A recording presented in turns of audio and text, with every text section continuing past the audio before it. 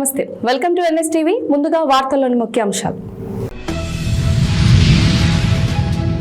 చిన్నచింతకుంట మండల కేంద్రంలో నెలకొన్న పలు ప్రజా సమస్యల పరిష్కారాన్ని డిమాండ్ చేస్తూ భారతీయ జనతా పార్టీ చిన్నచింతకుంట నగర శాఖ ఆధ్వర్యంలో భారీ నిరసన కార్యక్రమం చేపట్టారు.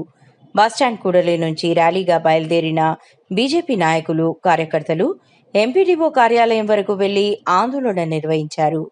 ఈ సందర్భంగా నాయకులు నంబిరాజు, కురువ రమేష్ మాట్లాడుతూ 8, 9, 10, 11 వార్డులలో మంచినీటి సమస్య తీవ్రంగా ఉందని, ప్రజలు తీవ్ర ఇబ్బందులు ఎదుర్కొంటున్నారని పేర్కొన్నారు. తోళ్లబండ ప్రాంతంలో తాగునీటి సమస్యకు శాశ్వత పరిష్కారం కల్పించాలని డిమాండ్ చేశారు. అలాగే హిందూ శ్మశాన వాటిక సమీపంలో ఉన్న డంప్ యార్డ్ను వెంటనే మరో చోటికి తరలించాలని అధికారులను కోరారు. అనంతరం తమ డిమాండ్లతో కూడిన వినతి పత్రాన్ని అధికారులకు అందజేశారు. దీనిపై స్పందించిన ఎంపీడీఓ, ఎంపీఓలు ప్రజా సమస్యల పరిష్కారానికి ప్రాధాన్యత ఇస్తూ శనివారం నాటికి అన్ని సమస్యలను పరిష్కరించేలా చర్యలు తీసుకుంటామని హామీ ఇచ్చారు. అధికారుల హామీతో సంతృప్తి చెందిన బీజేపీ నాయకులు, కార్యకర్తలు నిరసన కార్యక్రమాన్ని విరమించారు. మీరు సెక్రటరీ గారు ఏం చేస్తారు? మీరు 2-3 రోజుల్లో మాకు ఈ సమస్యలు పరిష్కారం చేసే ఆలోచన ఉంటేనే చేయండి, లేకపోతే దీన్ని మేము పెద్ద సోషల్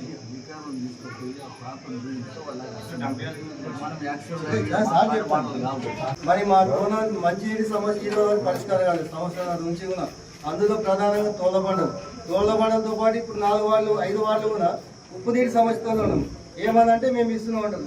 ఉప్పు నీళ్ళు వచ్చే కాస్త కొన్ని మంచినీళ్ళ ఉప్పు నీళ్ళు అధిక భాగంగా చేసి 2 గంటలు ఇస్తున్నారు. అవి గతంలో మేము వాడుకోవడానికి మాత్రం ఉపయోగిస్తాం. అటువంటిది దినచర్యగా రోజు అవి వాడుతున్నాం. అవి కూడా అరకొరకు వస్తున్నాయి. 4 గంటలు వాడితే వచ్చే పరిస్థితి లేవు.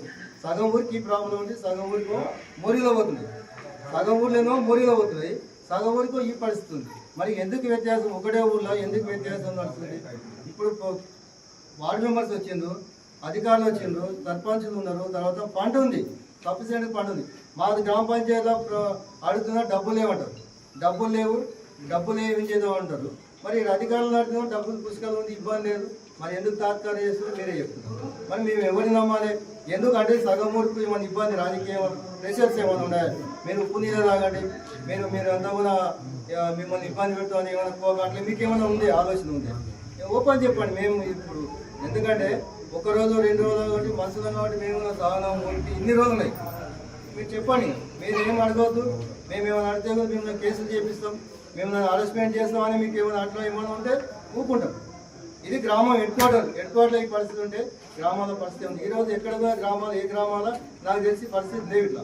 కానీ ఈ మండల హెడ్ క్వార్టర్లో మరి పంచాయత్ సెక్రటరీ నిర్లక్ష్యమా, ఎంపీడీఓ గారి నిర్లక్ష్యమా, ఇప్పుడు ఎన్నుకోబడినటువంటి పాలకుల నిర్లక్ష్యమా మాకు అర్థం.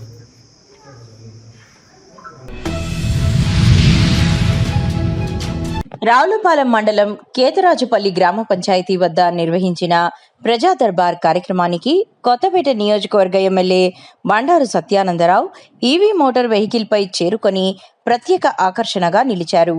దేశ ప్రధాని నరేంద్ర మోదీ ఇచ్చిన ఇంధన ఆదా పిలుపు మేరకు ముఖ్యమంత్రి నారా చంద్రబాబు నాయుడు రాష్ట్రంలో ప్రోత్సహిస్తున్న పర్యావరణహిత కార్యక్రమాలకు అనుగుణంగా ఈవీ వాహనాన్ని వినియోగించినట్లు ఎమ్మెల్యే తెలిపారు.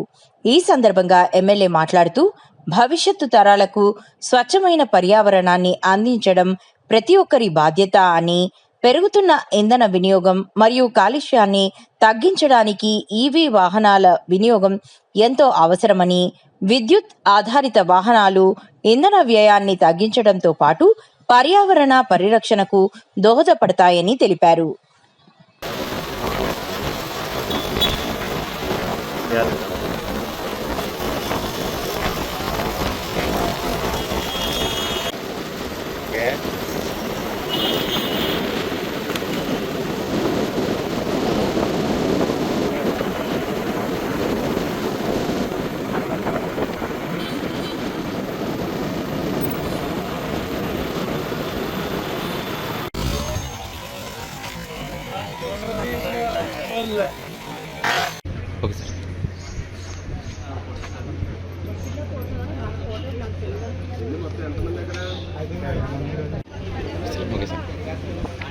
Okay sir.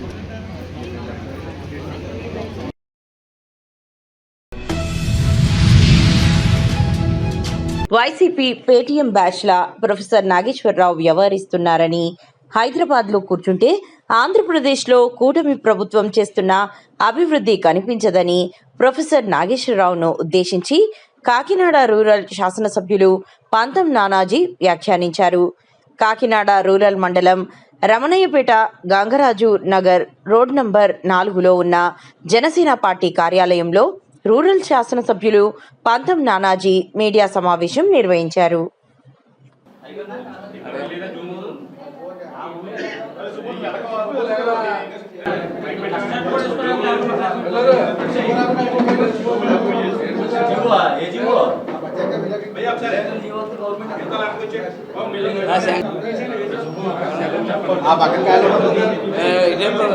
కూర్చోండి అప్పన్న శ్రీరాములు గారు రెండు కుర్చీలు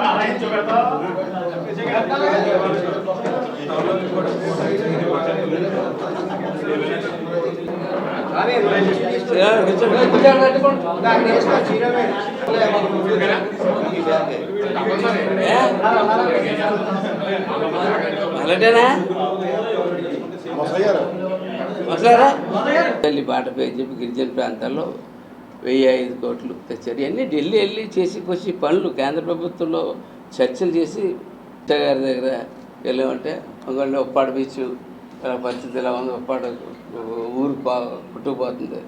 చరిత్రలో నుంచి 21,560 నిధులకి చేశారు. 5,000 నుంచి 20 అంత చూస్తా మటుకు జన సైనికులు కానీ, తెలుగుదేశం నాయకులు కానీ, తెలుగు తమ్ముళ్ళు కానీ చూస్తా ఊరుకోరని చెప్పి తెలియజేస్తూ జాగ్రత్తగా ఉండవలసిందిగా ఆయన హెచ్చరించండి. ఎప్పుడు మాట్లాడలేదని చెప్పి నాగేశ్వర రెడ్డి గారికి మరీ చెప్తా ఉన్నాం. నేను ఇందాకే చెప్పాను, 5 రూపాయలు రాష్ట్రీయ, జాతీయ, అంతర్జాతీయ స్థాయిలో విశ్లేషణ చాలా పారదర్శకంగా సో భారతదేశంలో మోడీ ఫస్ట్ ఏం చెప్పారు, భారతదేశంలో అనేక పార్టీలు ఉంటాయి, అనేక మంది రాజకీయ నాయకులు. సెకండ్ ఆంధ్రప్రదేశ్లో ఫస్ట్ చెప్పాను అదే దాని లింక్ అప్పుడు నువ్వు ఆ చంద్రగఢ్ పోవాలని కోరుకుంటావు, నీకేమైనా కావాల్సి కోరుకుంటావు. కానీ ఫస్ట్ దేవుడిని ఏమైనా కోరుకుంటావు? ఫస్ట్ నీ కుటుంబం బాగుండాలా. రోడ్లు తెస్తున్నాడు, దీనికి కావాల్సిన డబ్బు తెస్తాడా, దీనికి కావాల్సిన అభివృద్ధికి కావాల్సిన తెస్తాడా? ఆడేవాడో ప్రజలు ఈడ్చి తన్నేసి బయటతో వచ్చేసిన జగన్ ఇప్పుడు చెప్పారు ప్రతిపక్షం ఇవ్వలేదని. మేమేవాడంటే చిత్తూరు జిల్లా కాణిపాకంలో శ్రీ వరసిద్ధి వినాయక స్వామి వారిని దర్శించుకున్న రాష్ట్ర దేవాదాయ శాఖ మంత్రి ఆనం రామనారాయణ రెడ్డి ఆలయ మర్యాదలతో స్థానిక శాసనసభ్యులతో కలిసి స్వామివారి ప్రత్యేక దర్శనం చేసుకున్న మంత్రి ఆనం నారాయణ రెడ్డి దర్శనానంతరం ఆలయ అర్చకుల నుంచి వేద ఆశీర్వచనం స్వీకరించిన మంత్రి ఆనం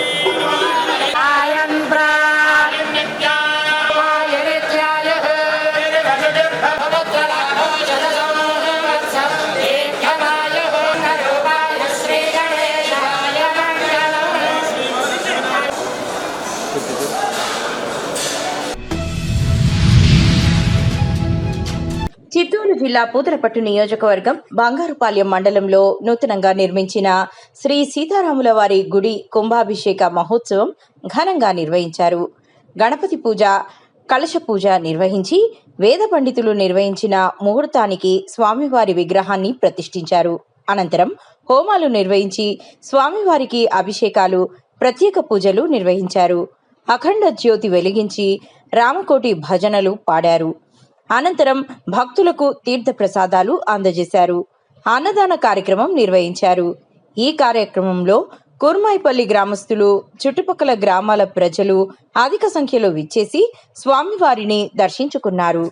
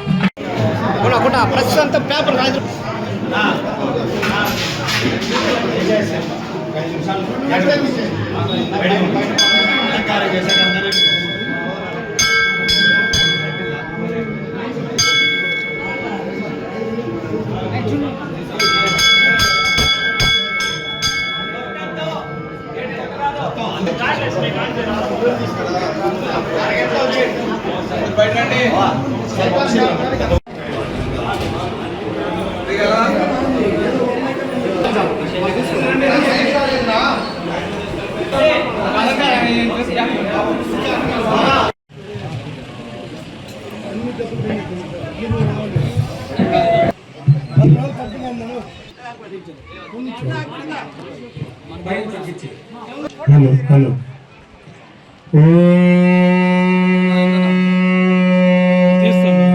गंगे च यमुने सिंधु कावेरी जलमे से तुंगभद्रा च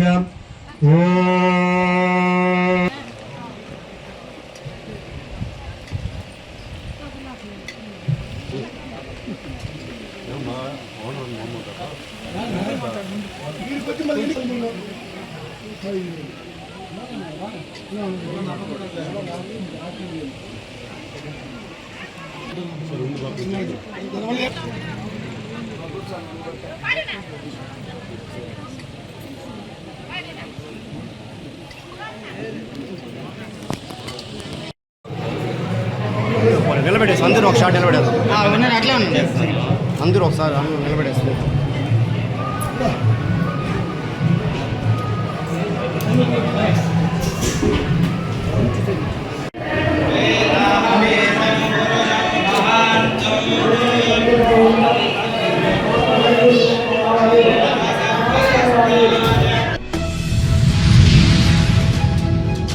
చిత్తూరు జిల్లా బంగారుపాలెం మండలం మొగిలి గ్రామంలోని శ్రీ మొగిలీశ్వర స్వామివారి దేవస్థానంకు సంబంధించిన హుండీల లెక్కింపు కార్యక్రమం ఈరోజు B Venkateswarlu senior assistant Chittoor సహాయ కమిషనర్ కార్యాలయం వారి పర్యవేక్షణలో ఆలయ వంశ పారంపర్య ధర్మకర్త ఎంవి విజయ్ కుమార్, కార్యనిర్వహణాధికారి ఏ మునిరాజు వారి ఆధ్వర్యంలో హుండీ లెక్కింపు కార్యక్రమం నిర్వహించడం జరిగినది.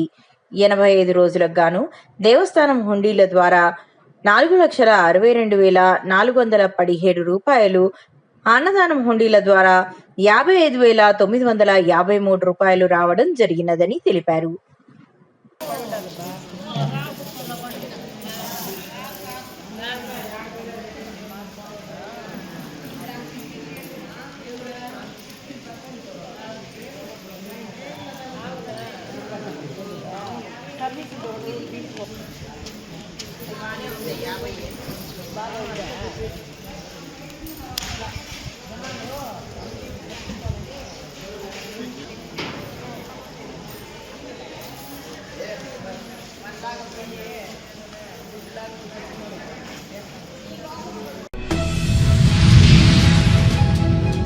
జగిత్యాల జిల్లా మెట్పల్లి కాంగ్రెస్ పార్టీ ఆధ్వర్యంలో ఈరోజు పెట్రోల్ ధరల పెంపును నిరసిస్తూ ఆర్డీఓ కార్యాలయం ఎదుట ధర్నా నిర్వహించారు.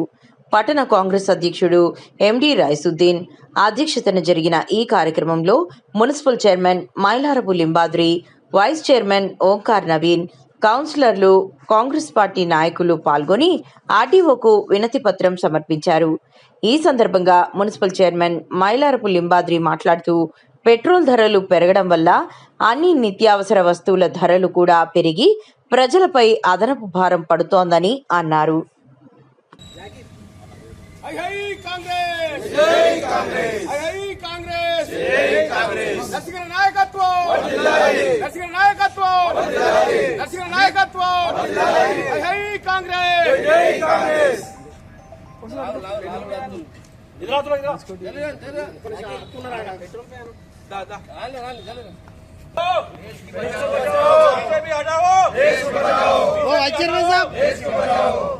ముందుకు రా.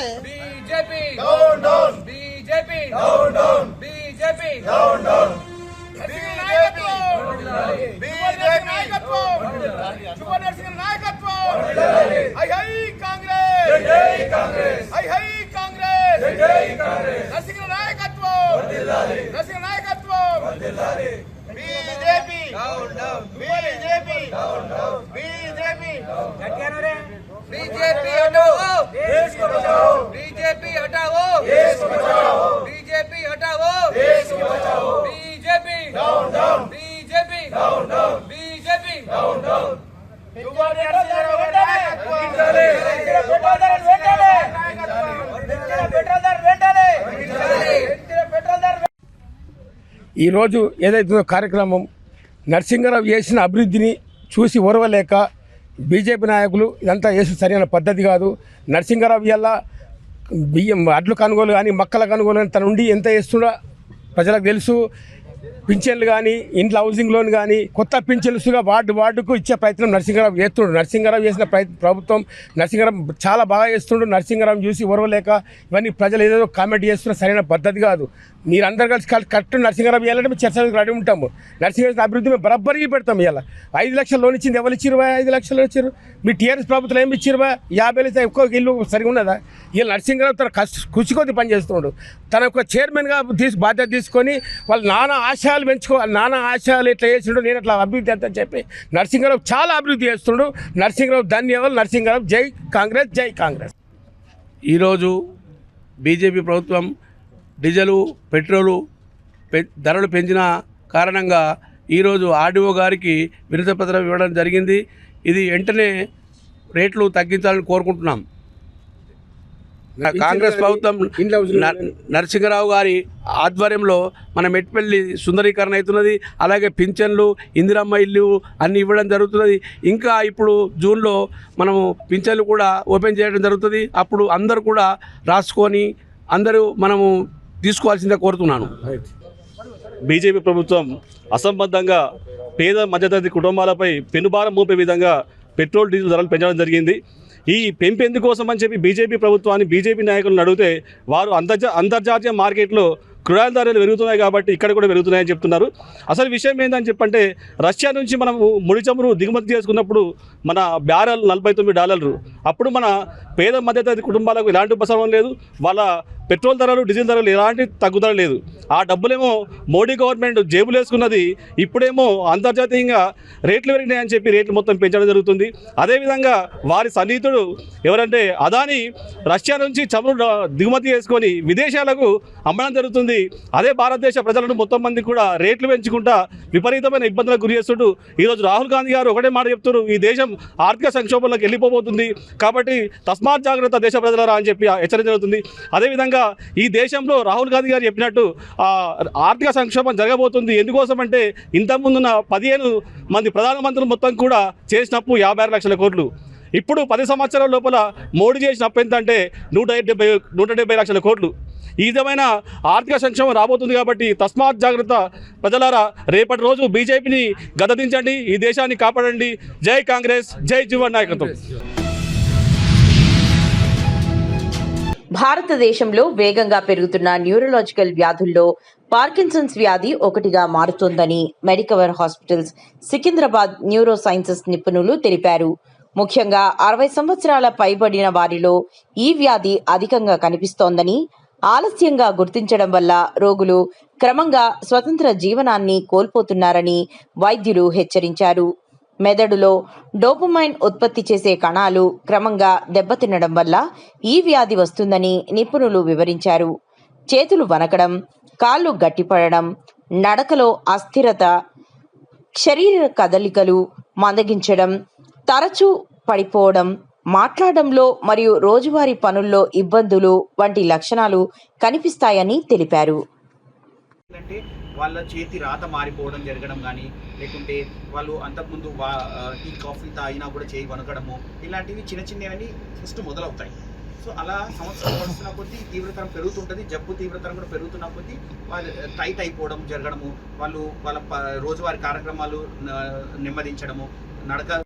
Senior consultant neurologist, Medicover hospital Secunderabad branch. మేము మా సికింద్రాబాద్ మెడికవర్ హాస్పిటల్లో ఒక అరుదైన శస్త్రచికిత్స చేశాము. మా పేషెంట్ ఒక అతను వీరన్ అనే పేషెంట్ చాలా సంవత్సరాలుగా పార్కిన్సన్ డిజీజ్తో బాధపడేవాడు. ఈ పార్కిన్సన్ డిజీజ్లో అంటే సిమ్టమ్స్ ఎలా అంటే రిజిడిటీ, బ్రెస్ట్ ట్రెమర్స్, ఏకైనీసియా, తర్వాత నడక స్లో అయిపోవడము, తన రోజువారీ కార్యక్రమాలు చేసుకోవడానికి ఇబ్బంది పడిపోవడం, లేచి నిలబడి తనతో తను నడవడానికి కూడా ఇబ్బంది పడిపోయే స్థితిలో మా దగ్గరకు వచ్చాడు. అతను చూసినప్పుడు అతను చాలా స్టిఫ్గా ఉండే, రిజిడిటీగా ఉండింది. సో వాళ్ళ డాటర్ అండ్ వాళ్ళ అటెండర్స్కి నేను ఎక్స్ప్లెయిన్ చేశాను మన ఉన్న ఆప్షన్స్ ఏంటివని. వీటిల్లో ఒకటి మందులు వాడడం, ఇంకొకటి సర్జికల్ ఆప్షన్. ఈ మందులు అనేది అతను ఆల్రెడీ చాలా సంవత్సరాలుగా వాడడం బట్టి చాలా డోస్ పెంచడం జరిగింది. ఇప్పుడు ఆ సమయంలో నాకు ఏమనిపించింది అంటే ఇంకా అతనికి మందులు పనిచేయమని చెప్పి అతనికి డీప్ బ్రెయిన్ స్టిమ్యులేషన్ అనే ఒక సర్జికల్ ఆప్షన్ ఇచ్చాం. సో వాళ్ళ అటెండర్స్కి ఎక్స్ప్లెయిన్ చేసి దాని లాభాలు, దాని దుష్పరిణామాలు అన్నీ ఎక్స్ప్లెయిన్ చేశాక వాళ్ళ అంగీకారం తెలిపినాకనే మేము ఈ ప్రొసీజర్కి తీసుకున్నాము. మా న్యూరో సైన్సెస్ టీంలో మా న్యూరో సర్జన్ డాక్టర్ రోహిత్ గారు న్యూరో సర్జన్ ఆపరేషన్ చేశారు. అలాగే మా న్యూరో అనస్థిస్ట్ డాక్టర్ ప్రదీప్ గారు ఇదంతా కోఆర్డినేట్ చేశారు. అనస్థీసియా మినిమల్ అనస్థీసియాలో ఇచ్చారు. సో అప్పుడు మా న్యూరో సర్జన్ డాక్టర్ రోహిత్ గారు ఆ సర్జన్ ఆపరేషన్ టేబుల్లో అతనికి మైక్రో ఎలక్ట్రోడ్స్ అని ఉంటాయి, అవి చిన్నగా డీప్ బ్రెయిన్ న్యూక్లియర్లోకి వెళ్ళి అక్కడ ఇన్సర్ట్ చేయడం జరిగింది. అవి స్టిమ్యులేట్ చేయడం వల్ల అతను మూమెంట్ ఫ్రీ అవ్వడం జరిగింది. సో పేషెంట్ రికవరీ కూడా అనస్థీసియా నుంచి తొందరగా అయ్యింది. అందులో తో పాటు సర్జరీ సక్సెస్ఫుల్గా జరగడం వల్ల పేషెంట్ సిమ్టమ్గా చాలా ఇంప్రూవ్ అయ్యాడు. సో మరుసటి రోజే అతను నడక ప్రారంభించడం జరిగింది. అదేవిధంగా 2-3 రోజుల్లో అతను మానిటర్ చేసి డిశ్చార్జ్ చేయడం కూడా జరిగింది. సో పేషెంట్కి ఇటువంటి లాభాలు ఈ సర్జరీ ద్వారా జరుగుతాయి. అది పేషెంట్ సెలెక్షన్ అనేది చాలా ఇంపార్టెంట్. అది అంతా మేము రెగ్యులర్గా చూసి దాన్ని బ్యాటరీ అనేది ప్రోగ్రామింగ్ చేసుకోవడం జరుగుతుంటుంది. సో ఈ సికింద్రాబాద్ పరిసరాల్లో ఉన్న ప్రజలందరూ కూడా ఇటువంటి సౌకర్యాలు కాంప్లెక్స్ సర్జరీస్ చేయడానికి మా Medicover Secunderabad hospital fully equipped అండి. సో మీరందరూ ఈ సిచ్యువేషన్ని అవైల్ చేసుకోవాలని మేము రిక్వెస్ట్ అండి. హుజురాబాద్లో వ్యాపారులు అప్రమత్తంగా ఉండాలని డీసీపీ వెంకటరమణ సూచించారు. ఇటీవల ప్రాంతంలో దొంగతనాల ఘటనలు పెరుగుతున్న నేపథ్యంలో మంగళవారం హుజురాబాద్ పట్టణంలోని పలు బంగారు దుకాణాలను ఆయన సందర్శించారు. ఈ సందర్భంగా మాట్లాడుతూ ప్రతి షాపులో తప్పనిసరిగా సీసీ కెమెరాలు ఏర్పాటు చేయాలని, వాటిని నిరంతరం పర్యవేక్షిస్తూ సక్రమంగా పనిచేసేలా చూడాలని సూచించారు. ఇతర ప్రాంతాల నుంచి వచ్చే వ్యక్తుల పట్ల ప్రత్యేక జాగ్రత్తలు తీసుకోవాలని, షాపులలోకి వచ్చే ప్రతి కస్టమర్ వద్ద విధిగా ఆధార్ కార్డు లేదా ఇతర గుర్తింపు పత్రాలు తీసుకోవాలని తెలిపారు.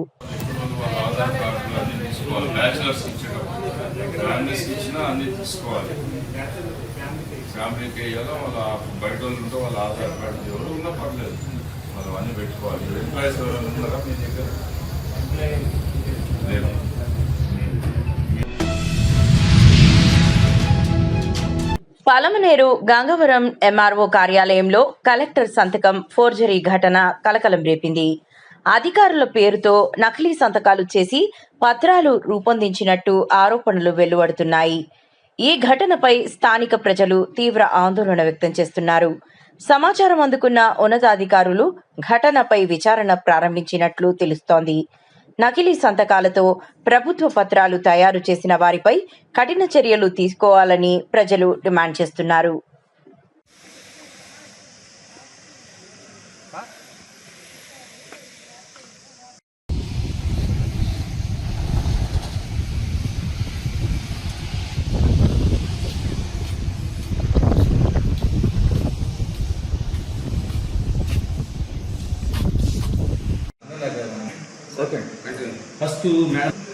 గంగవరం మండలము గంగవరం రెవెన్యూ విలేజ్లో సర్వే నంబర్ 244లో ఒకటి ఎక్స్టెంట్ మా రికార్డ్స్ ప్రకారం 1 ఎకరా 7 సెంట్లు ఉంది. బట్ ఆ డాక్యుమెంట్లో 1 ఎకరా 11 సెంట్లు చూపెట్టారు. ఆ డాక్యుమెంట్ ఫోర్జరీ డాక్యుమెంటే. మా ఆఫీస్లోనూ అవైలబుల్లో లేదు, ఆర్డీఓ ఆఫీస్లోనూ అవైలబుల్లో లేదు, కలెక్టరేట్లోనూ అవైలబుల్లో లేదు. 5/5/2026లో ఒక అన్నోన్ పర్సన్ డిస్ట్రిక్ట్ రిజిస్ట్రార్ని కన్సల్ట్ అయ్యారు. ఏమనంటే మాకు ఆర్డర్ వచ్చింది, ఈ సర్వే నెంబర్కి సంబంధించి మాకు ఒక కలెక్టర్ గారు ప్రొసీడింగ్ ఇచ్చారు, దీన్ని 22A నుంచి డీనోటిఫై చేయండి, మాకు రిజిస్ట్రేషన్ చేయండి అని చెప్పి ఒక అతను కన్సల్ట్ అయ్యారు. అది ఇన్వెస్టిగేషన్లో తెలుస్తుంది. వాళ్ళు వచ్చేసి 2024 డాక్యుమెంట్ కాబట్టి మాకు కమ్యూనికేషన్ లేదు, ఒకసారి మేము చెక్ చేయాలి, వెరిఫై చేయాలి అని చెప్పి ఆ పర్టికులర్ కంప్లీట్ డాక్యుమెంట్ని కలెక్టరేట్ ఆఫీస్కి పంపించారు.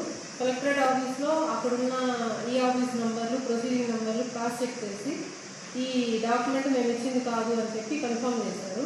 దాని తర్వాత మేము కలెక్టరేట్లో ఉండే స్టాఫ్ అందరం కలిసి ఈ విషయాన్ని కలెక్టర్ గారి దృష్టికి తీసుకెళ్ళాము. సార్ ఇమీడియట్గా దాని మీద కేసు ఫైల్ చేయమని చెప్పారు. ఫోర్జరీ డాక్యుమెంట్ మీద క్రిమినల్ కేసు పెట్టమన్నారు. సో అకార్డింగ్లీ మేము 6/5/2026 తేదీన మేము కేసు ఫైల్ చేసాము. డాక్యుమెంట్ పైన ఫైల్ చేసినాము. ఆ particular proceeding belongs to 244 survey నెంబర్ది. ఆ 244/1 సర్వే నెంబరు ప్రజెంట్ మా వెబ్లాండ్లో కే మంజునాథ్ రెడ్డి అనే వాళ్ళ పేరు మీద ఉంది. సో ఫర్దర్ ఇన్వెస్టిగేషన్లో తేలుతుంది ఎవరు చేశారు చెప్పలేము. మనము ఇన్వెస్టిగేషన్ కంప్లీట్ అయితే తెలుస్తుంది. ప్రజెంట్ వేకెంట్గా ఉందండి. పొజిషన్ కల్టివేషన్ చేసినట్టు ఎటువంటి దాఖలాలు లేదు. ఇన్వెస్టిగేషన్లో తెలుస్తుంది. కేసు ఫైల్ చేసింది మాత్రం ప్యూర్లీ ఫోర్జరీ డాక్యుమెంట్ పైన. సో ఆ డాక్యుమెంట్ ఎవరు తయారు చేసినారు, ఎవరు ప్రోద్బలంతో చేసినారు, దాని వెనకాల ఎవరు ఉన్నారు అనే సంగతి ఫర్దర్ ఇన్వెస్టిగేషన్లో తెలుస్తుంది. మా దృష్టికి అయితే ఏం రావట్లేదు. ఒకవేళ మా దృష్టికి వచ్చాయంటే ఇమీడియట్గా నాకే క్యాన్సిల్ చేసే అధికారం ఉంటుంది కాబట్టి నేను క్యాన్సిల్ చేస్తాను.